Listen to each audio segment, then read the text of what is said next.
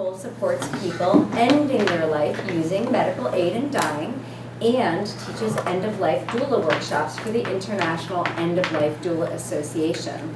Additionally, she hosts virtual death cafes that are open to the public, and through all of her work in education, Nicole has proudly been inducted into the Sigma Theta Tau International Nursing Honor Society as a leader in the field of nursing, and she sat on the GW University Hospital Ethics Committee for several years. You can find out more about her at her website, gracefulfusion.com, and I am a proud student of Nicole who taught me to become an end-of-life doula. Nice. And without further ado, I would love to have participants here in this room give a quick introduction about themselves. I'll start with me and then we'll go in order. My name's Liz Gregg. I'm the Director of Care Services at the Capitol Hill Village, and I will pass it on. My name is Pamela Johnson. I am a peer health outreach specialist with Capitol Hill Village. My husband used to work with Donna Smith For 20 years. Dixcy Bosley. I'm a nurse practitioner, nurse care manager, geriatrics, and Iona. And happy to be here. I love this day. I'm Henry Fuller. I'm a client relations executive with Capitol Care and Health.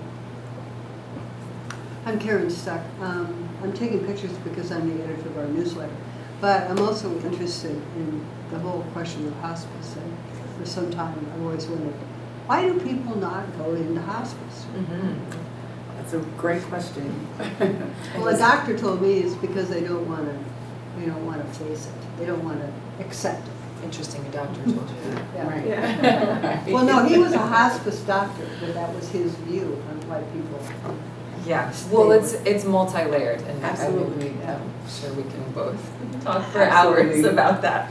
I know this isn't necessarily a full presentation because you don't have enough time, but as sort of I'm moderating you all as a panel, and so one of the first things I wanted to ask you about is, can you compare your different roles and how you interface with people who are either dying or who are loved ones of a dying person? Our roles are definitely different, but can seamlessly work together. Don't forget your mic. Is it on? It is. Yep. Yep, good. Yeah. Is it good? Okay, good. So our roles are different, but they work together very seamlessly. A lot of times people who are experiencing end of life as a journey and their families have different reservations. And as I mentioned earlier, every family is different. So the work of hospice and also other death workers are that we connect with the family, that person, for their experience. We don't make it ours, it's theirs, and we're sharing with them as a professional on the journey, but someone who is aware. So we bring the level of awareness to that experience so that everyone who is going through it can definitely benefit from the support. And that support is different. It looks differently in every situation. So that's, in a nutshell, for me, how we actually connect and make sure that every family that we support is supported in the way that's relevant for them. And certainly, I know in your work, you can speak to that as well. Yeah, so I would say I'll answer this question also from the viewpoint of both being a hospice nurse and also an end-of-life doula, that as a hospice nurse, when I'm showing up to a human's home, their dwelling, in many ways, I have to be focused on the 3 Ps, right? So pain, pills, and products. So because if any of those need addressing, that's my role as the hospice nurse, as the case manager, to address those. If we need to get more medications, I need to get a prescription from the medical director, get those to the pharmacy, figure out a way to get that to that person's home if someone can't go pick it up. Also, has the patient's condition changed in some way? And so do we need any other products at home? Maybe now they're no longer able to ambulate and get to the bathroom, so there's now a need for a bedside commode, or they're not able to do something like that, and so we need more products in the house for the family to engage in the caretaking that really is on their shoulders. So as a nurse, when you're showing up to to someone's home, you really do have very structured responsibilities and structured charting that you have to do. And in many ways, as hospice has changed and morphed over the last 10 years, that's also very true for the other roles within hospice. So even the home health aide, even also the social worker, even also the hospice chaplain, that they all end up having a lot of responsibilities and a lot of charting responsibilities. And so then what happens is that the more spiritual and emotional aspects of caretaking that hospice does engage in kind of can end up falling in sort of not the most extreme priority category. So that's what I experienced as a hospice nurse, and I think a lot of hospice nurses experience that, and it's hard because for most of us that's not why you go into hospice. You know, we're all kind of like weird bleeding heart people that really love other people and that really want to sit with our patients and hear their stories and find out who they are. And that like, you know, no one went into this work to like make a lot of money, right? You get paid through the soul. Absolutely. Doing this work. So given that is in many ways what I, again, speaking from my own experience, what happened for me as a hospice nurse is feeling that I was in more of a task-based job and caring, and that wasn't really satisfying my heart. And along the way of being a hospice nurse, I found out about this thing called an End of Life Doula, and was like, wow, that's interesting, because I'd been a birth doula, but I hadn't ever heard of an End of Life Doula. So I wanted to learn more about it. So what did I learn? I learned that it is a relatively new role. So in terms of labeling it as such, someone who is an end-of-life doula has probably only been using that phrase for maybe the last 10 years.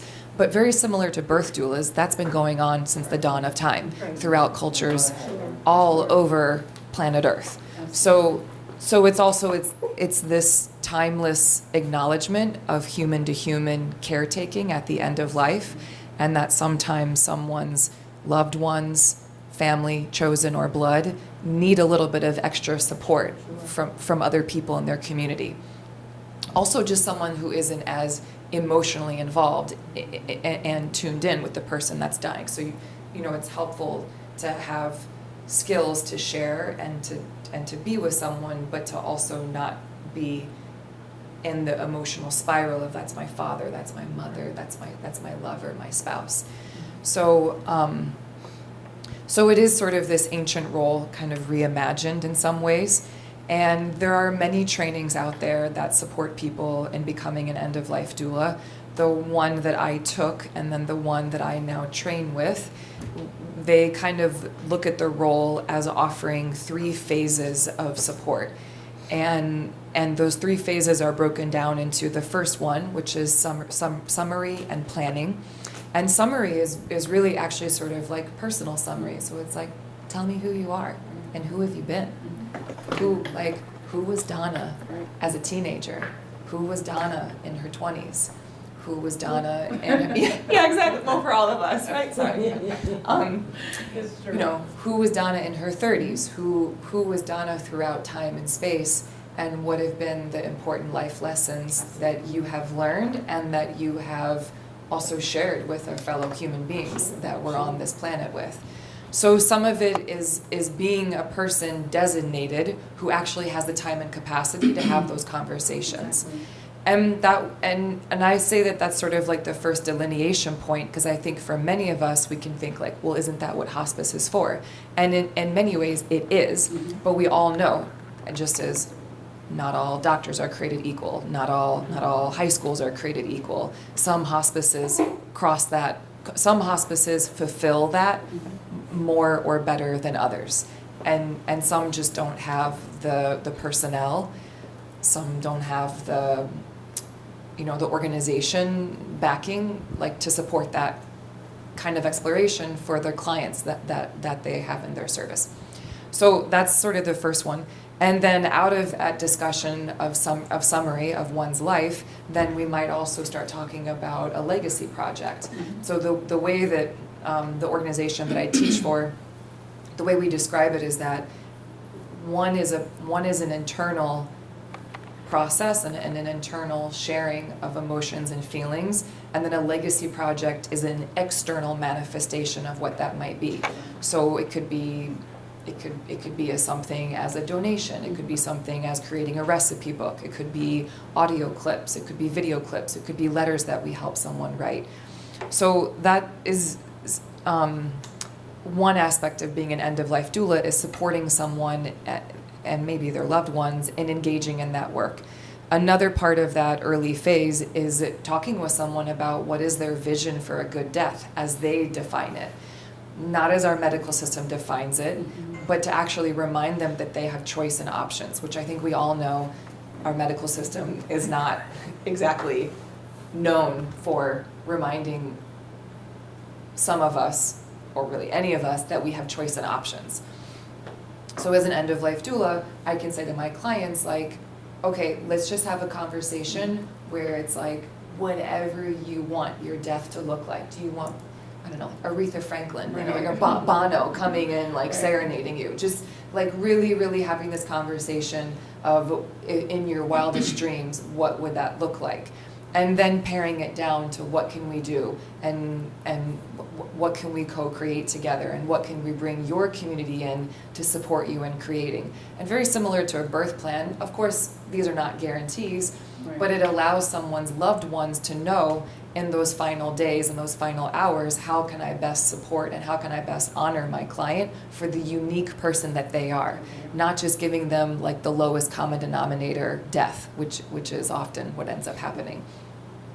And then the second stage is, as an end-of-life doula, sometimes sitting vigil, or that's what we refer to it, but sitting with someone at the bedside when they're in active dying, whether that's for 3, 4, 5 hours, or maybe that's coming for 2 hours, and then leaving and then coming back to sit with the family the next day.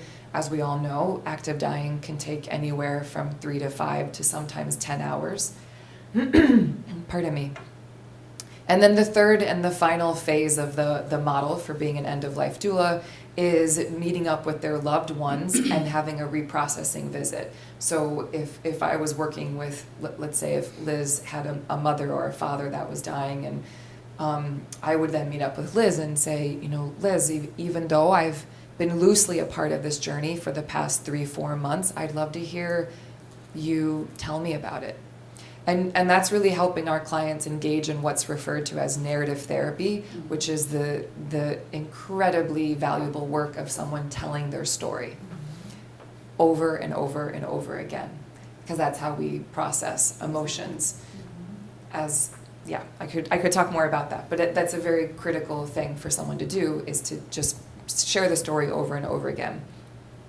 And so again,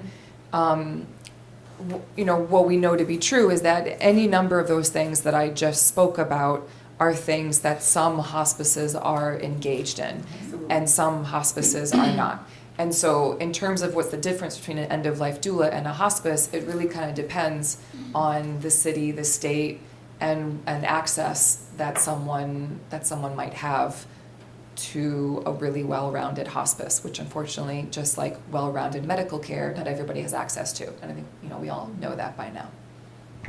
So Nicole, are there parts of what Nicole said, Donna, that you think our hospice does this well? Absolutely. Or parts Absolutely. of what she said where you think that is really a difference between what we offer and what Nicole's talking about? I would say that it's absolutely something that Capital does. With what Nicole is doing, I value that, because all while she's talking, I'm hearing it's a magnification of what our social worker and what our chaplain and what our team does to support families, because in getting to know them, and as we discussed earlier, it really just does depend on how quickly you get connected to hospice care when you need it, because we can't do all of that in 7 days, not to the level that it needs to be done. We can and we do all of those things well when we have the capacity and the space to do it. we don't oftentimes have that space or latitude because of the delay in accessing the care.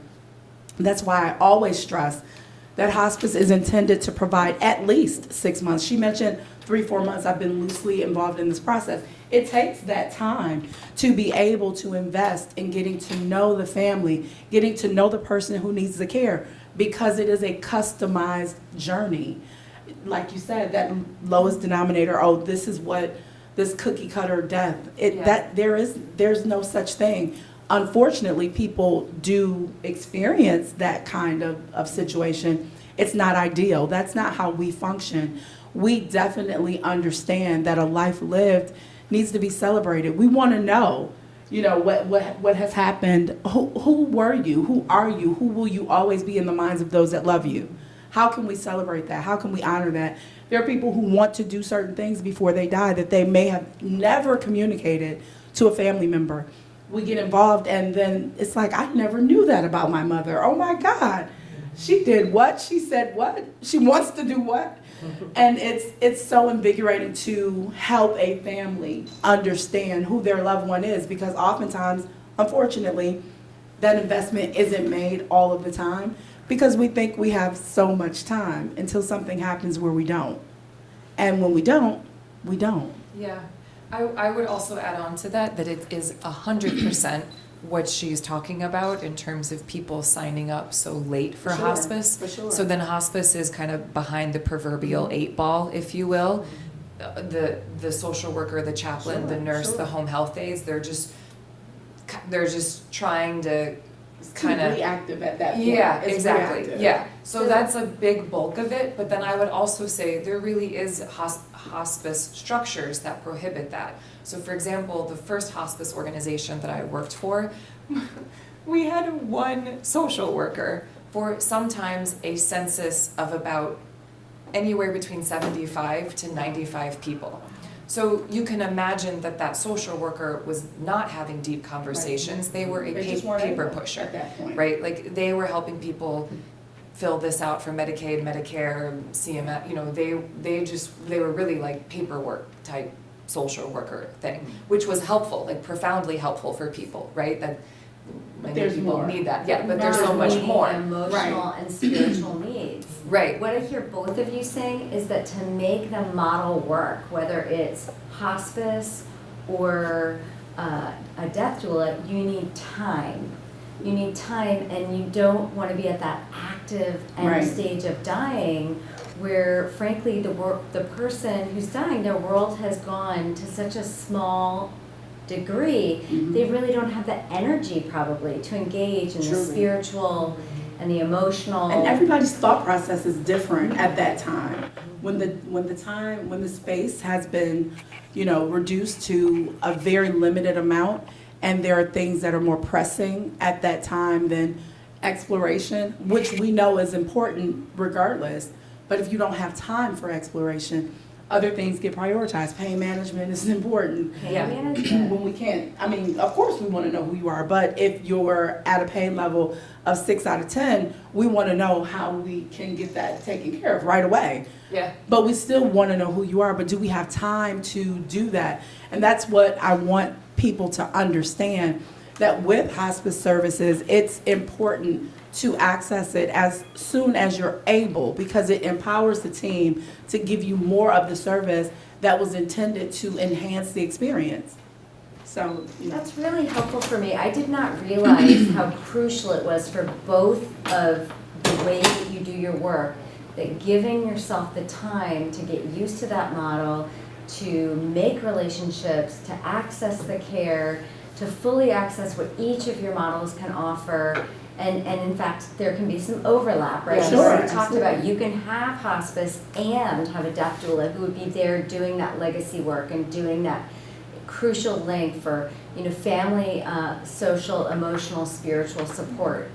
So you can overlap it, but that time is needed, and so accessing the care earlier rather than later is crucial. Sure. And that is what I find as an end-of-life doula, that I will often get hired by people who are getting radiation and chemo treatment, right? Like, so in this moment, they are not hospice appropriate, and they're not electing for hospice. But they know their prognosis, they know their chances. Sure. So they're engaging in treatment in hope, and yet also Living in aware, reality. yeah, exactly, and Absolutely. also aware that they may soon be signing up with hospice. And So I just having- want to punctuate that for our folks who are watching this virtually, that one of the differences is that you can engage with hospice when you have 2 doctors certify that you have less than 6 months probably to live. You can engage with a death doula anytime you want to hire that service. That's For right. example, I have no prognosis right now for a specified time of death, Right. but I may want to do some pre-work Right. and decide Exactly. with somebody who isn't a loved one, Exactly. how do I want to die? How do I want to fill out my 5 wishes? How do I want to shape these kinds of discussions with my family? So using that way in advance, or even just, hey, I've been diagnosed with an illness which is going to kill me, whether, I may have a 3-year prognosis, but I'd like to start my work now. And that is a real difference in the models. Absolutely. So just wanted to point that out for folks. Yeah, yeah, and I often find that sometimes, yeah, that, because there is this weird thing with hospice, the H word, that some people don't want to sign up for it. They don't even want to hear the word. That's right, yeah. Don't even say it. We still have So- people that say, don't say I know, hospice I too can't, much. so many times I'd show Don't up. say it. Yeah, as a hospice nurse, I'd show up to my patient's house, and their daughter, who's in her 50s or 60s, would open the door and say, "Oh, it's so great to meet you. Just so you know, we're referring to you as extra help. We're not referring to you as the hospice nurse." And then I'd be That's like, true. No. Right, like, we're not doing that. Yeah. I was just Respect asked people. recently, actually, by somebody who asked that I not refer to hospice when talking about what is happening in the home with the individual and the loved one. So what I did was talk about being comfortable in the home and how are you feeling, and what have the doctors told you? What is your understanding of what is happening? Right. And beginning to help them identify that in fact what is happening is a dying process. So we can call it anything you want to, Right. but we're all on the same page here. Yeah. Yeah. But the difficult thing about it, oftentimes there are patients who have cognitive decline, and they may at times be lucid, and their family is very concerned about what they believe hospice to mean. So they will say, my mom has a dementia process. We all understand and we know that, but she believed hospice was she said she never wanted to be on hospice, that kind of thing. But of course, mom is different now, and the hospice is the help that they need. But that word, even with someone with cognitive decline, you never know what that may trigger. So the comfort that we want to offer isn't just physical comfort. It's physical, spiritual, emotional, mental. We don't want to distress anyone by saying the word if we don't have to. Of course, informed consent, when a person who is the responsible party signing up for the service, there's a huge informed consent process so that you know and understand what you're signing up for.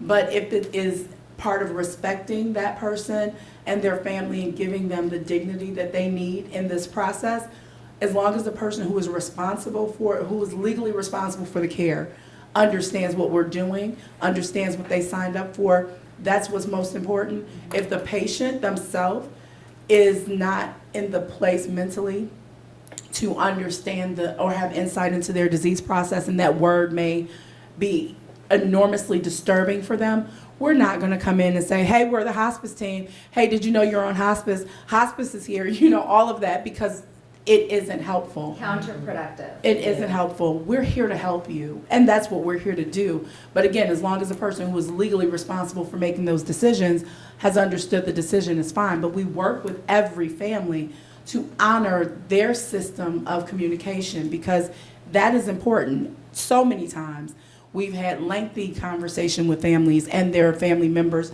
that may be split about hospice and not hospice, but the decision maker has said, this is what we need. But my brother hates the word hospice. He's always saying, no, my mom is not dying, which was my brother. My brother didn't want to hear that. But it was the help that my mom needed. So I say it from a professional and a personal perspective, you have to meet people where they are, because sometimes that word is more disturbing than the thought of the person even dying, because it's like, oh, they imagine someone being wheeled off into a corner, injected with morphine, disregarded, no more life left, pushed to the side. You can't know what people think until you have a conversation with them. And the conversation reveals a lot of things, and you meet people where they are, discuss what the concerns are, and give them the right information so that they can be comfortable with what's going on. I want to make space for anybody in the room, including you, Mr. Technical Guy. I know you're learning a lot today. If anybody has something they want to bring up, I have more questions and prompts, but I really want to make this useful to you all. Like, for example, Henry, do you have questions about what is a death doula? Because you're in this industry, have you come across them? What are your impressions and thoughts, if you're interested in sharing? I guess, from the perspective of doulas, and of course, several people in my family have benefited from birth with doulas. I just think it's a great concept of just really meeting a person where they are and honoring their belief system about where they are and what they would like. So what additional strategies would you suggest for medical professionals or those individuals who may want to offer that, acknowledging that we're so used to operating in such a institutionalized culture? So what strategies or what recommendations would you make for other public health professionals who may have been clinically trained to do things a certain way, but to really help them understand the importance of the added value of a death doula? Yeah, thank you for the question. I also want to acknowledge that I think that using a birth doula as an analogy is such a great one, because I do think that very often people think they're going, they're pregnant, they're going to go into a hospital, and then they think, well, isn't the nurse going to do everything for me? Aren't they going to be there? And I can tell you, as someone who's been a labor and delivery nurse, no, because we're chronically short-staffed, and I don't know why, but there's always like 5 moons that are hanging low on the horizon, so it's always somewhat crazy on the unit. So as a labor and delivery nurse, very similar to being a hospice nurse, I'm coming in and out of that room with someone.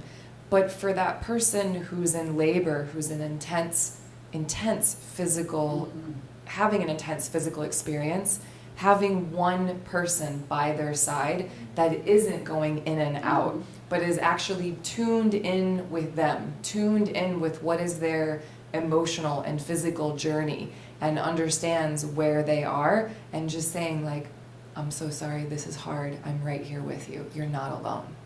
So using that as an analogy, I think for other medical providers to acknowledge that we should all want every single laboring person in America on the planet to have someone holding their hand doing that. It doesn't mean that the doctor is displaced. It doesn't mean that the midwife is displaced. It doesn't mean that the labor and delivery nurse is displaced. It just acknowledges that we are all spiritual beings, and we need more than someone coming in and checking our blood pressure. We need more than someone coming in and just telling us that the baby's heart monitor is reading fine. Like, that is very critically important, and the laboring person does need to know that. But they also need to be acknowledged for the unique individual that they are. So using that as a parallel, I think that's very similar. And as an end-of-life doula, I would say then for an oncologist or for a cardiologist or for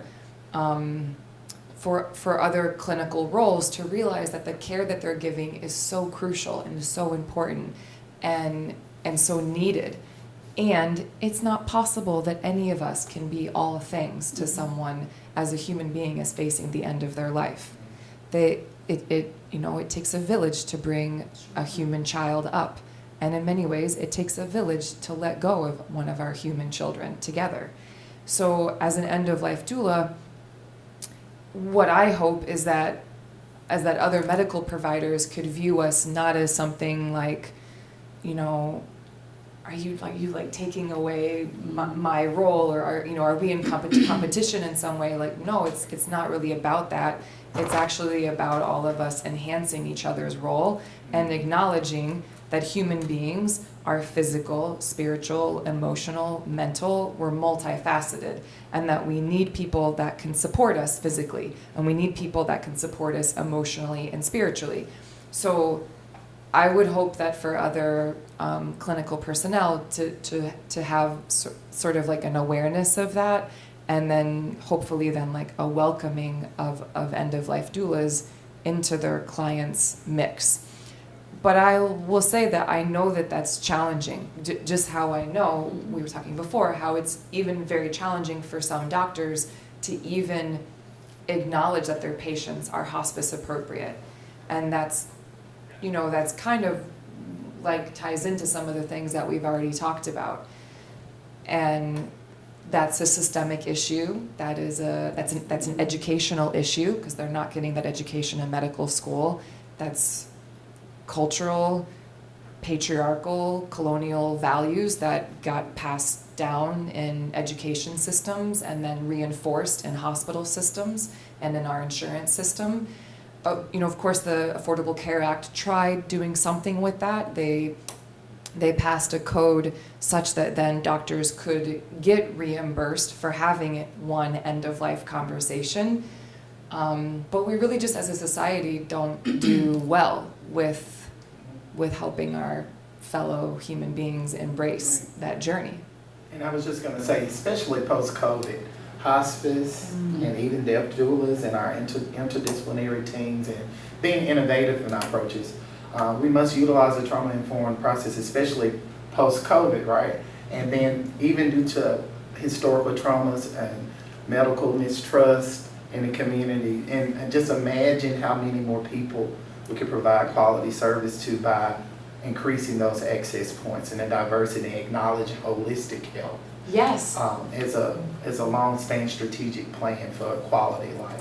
And I have to say, because we do only have like 3, 4, 5 more minutes, I have to say that is the mission, as I understand it, of the Capitol Village, is to acknowledge the whole human being living their best finite life. We will all die in this room, all of us. Absolutely. And yet, what choices are we making every day that reflect our values and the way we're living that then will inform the way we die?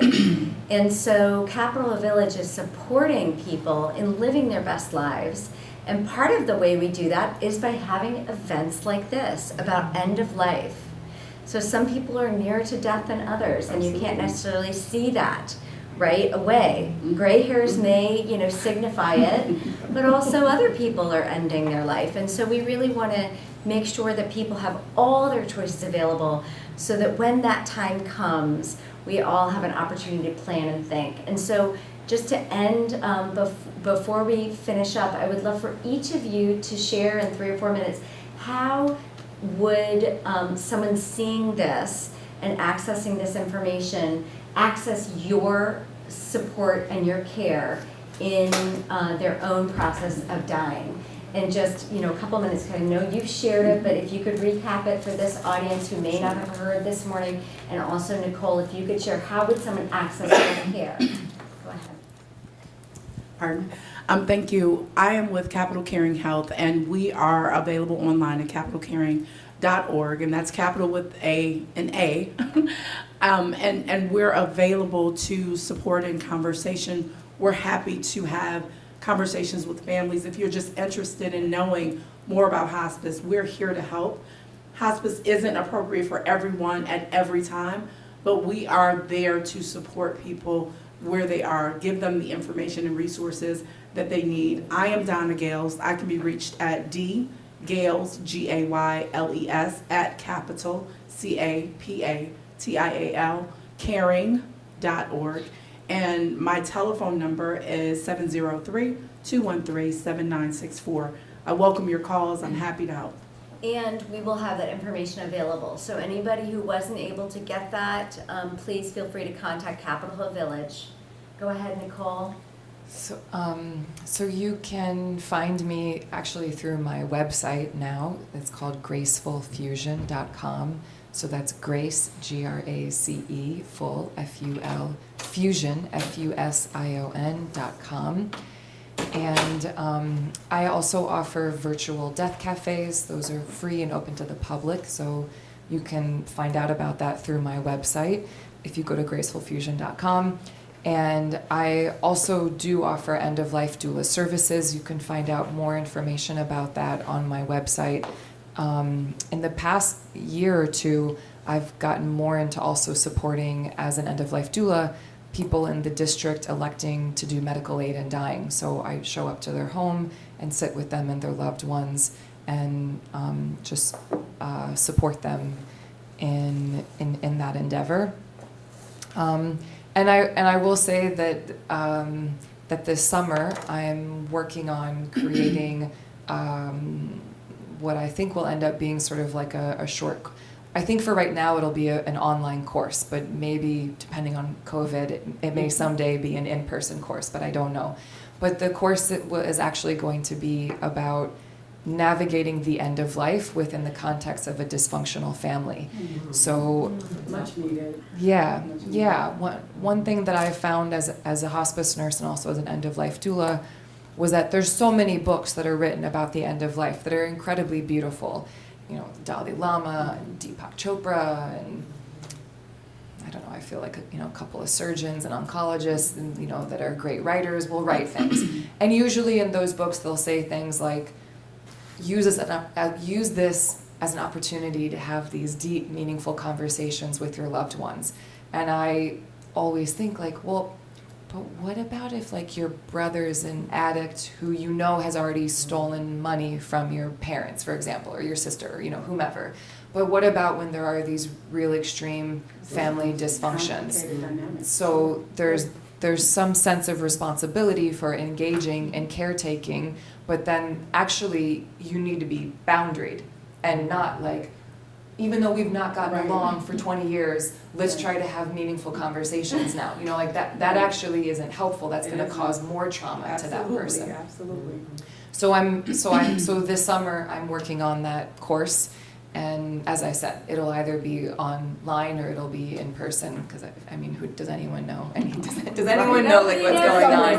Yeah, the pandemic is going to be over. Exactly. I'm excited to hear about that, though. Yeah, thank you.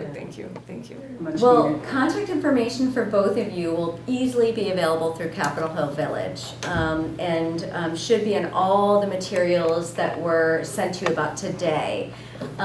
Please know that anyone who is virtual, if you want to access more information about any of these services that have been discussed today, your first point of contact should be the village, and please feel free to reach out to me personally, Liz Gregg, the Director of Care Services. We are here to answer your questions and begin to help you shape the journey that we're all on toward dying. Any final words from you all before we close today? I can see clearly you're amazing. So it's nice to meet you. Very nice to meet you. I'm sure that we'll have more conversations. Oh, it's been so great having you. Thank you so much for your time. This has been an incredible resource. I'm very grateful. Thank you for having us. Thank you. Thank you. Thanks for being here. So excited.